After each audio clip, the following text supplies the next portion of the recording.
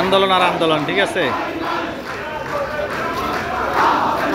এগুলো হচ্ছে আওয়ামী লীগ সরকার ক্ষমতা আসার পরে জামাত বিএনপির যেসব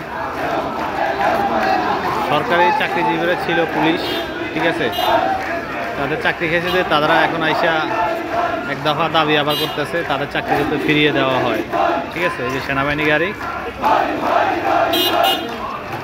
এটা police headquarter, Dhaka police headquarter, main হেডকোয়ার্টারের সামনে। এটা ঢুকার গেটও আছে এবং কি হেডকোয়ার্টার থেকে বাইরের হওয়ার গেটের মধ্যে ওনারা মোটামুটি একটা আন্দোলন করতেছে, তাদের চাকরি যাতে ফিরে দেওয়া হয়। দেখুন,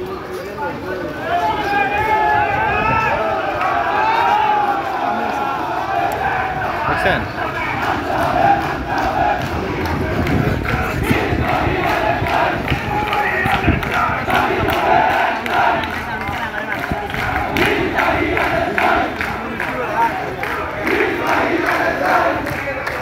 এই যে হেডকোয়ার্টার,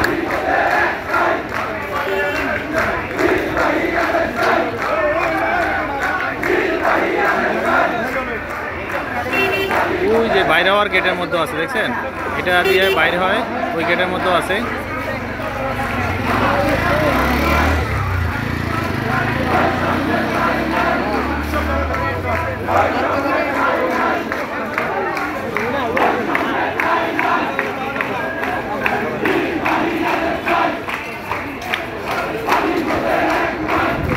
সবার মূল্যবান মতামত জানাবেন কমেন্টের মাধ্যমে।